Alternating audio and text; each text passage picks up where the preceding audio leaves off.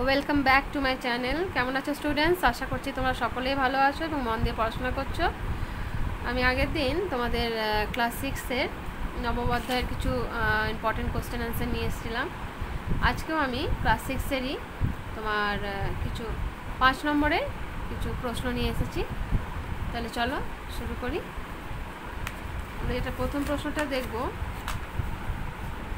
সেটা দেখো, এটা মৌর্য গুপ্ত আমলে কৃষি ব্যবস্থার পরিচয় দাও। ঠিক আছে, কৃষি ছিল মৌর্য আমলের অর্থনীতির মূল ভিত্তি। নদীবিদ্যুৎ ও উর্বর জমিতে প্রচুর পরিমাণে ফসল উৎপাদিত হতো। গুপ্ত আমলেও ভারতে কৃষি বিশেষ প্রাধান্য লাভ করেছিল। এরপরে এখানে পয়েন্ট করবে মৌর্য আমলে কৃষি ব্যবস্থা, তারপরে গুপ্ত আমলে কৃষি ব্যবস্থা। ঠিক আছে, তাহলে সবার শেষে বলা যায় মৌর্য গুপ্ত উভয় আমলে কৃষির ওপর সম্রাটের দৃষ্টি থাকায় তা উন্নতি লাভ করেছিল। প্রথমে এই দুটো পয়েন্ট লিখে শেষে পরিশেষে এটা লিখবে। ঠিক আছে, তারপর আরেকটা, প্রাচীন ভারতে জাতিভেদ প্রথার কঠোরতা কেমন ছিল? ভারতবর্ষে প্রাচীনকাল থেকে বর্ণভেদ, জাতিভেদ, ধর্মভেদ প্রভৃতি প্রথাগুলির অস্তিত্ব ছিল লক্ষণীয়। তবে প্রশাসনিক দক্ষতায় কোনো কোনো সময়ে এটা আবার কম বেশিও হয়েছে। প্রাচীন ভারতে জাতিভেদের ধারণা হরপ্পা যুগ, বৈদিক যুগ, এগুলো দেবে। তারপর তোমার মৌর্য যুগ, মৌর্যোত্তর যুগ, গুপ্ত যুগ ইত্যাদি, এগুলো পয়েন্ট পয়েন্ট করে দেবে।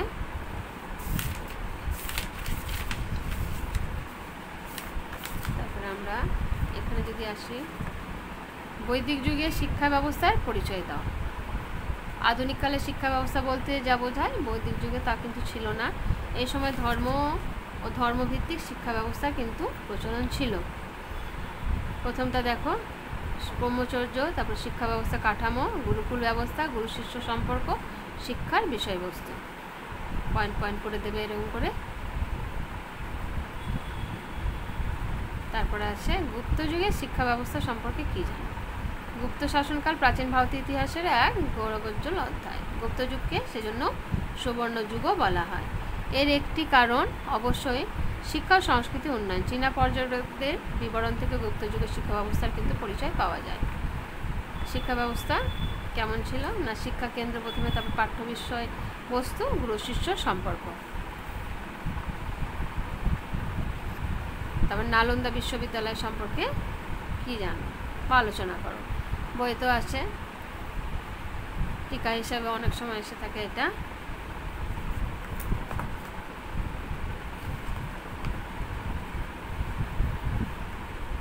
পাঠ্য বিষয়বস্তু, তোমার শিক্ষক মণ্ডলী, শিক্ষার্থী ইত্যাদি।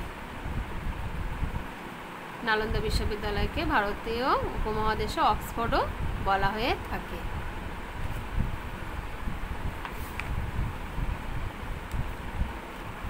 তারপরে একটা আছে দেখো, এটা অনেক সময় আসে, সুমেরীয় লিপি ও মিশরীয় লিপির মধ্যে পার্থক্য, কী কী পার্থক্য দেখতে পাওয়া যায়?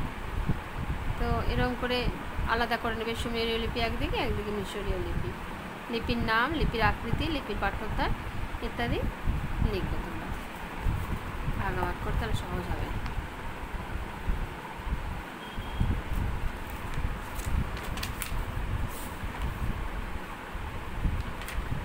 ছোট প্রশ্নগুলো আমরা আগেই দেখেছি।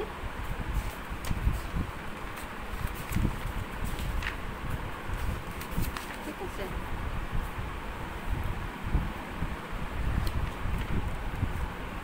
তাহলে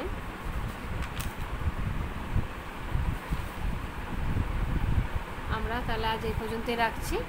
যে কটা করানো হলো সেগুলো তোমরা মন দিয়ে করবে, এবং আগের দিন যেই 2-3 নম্বরের প্রশ্নগুলো করানো হয়েছিল সেগুলো তোমরা কিন্তু মন দিয়ে করবে। ঠিক আছে, তাহলে আজ এই পর্যন্তই থাক।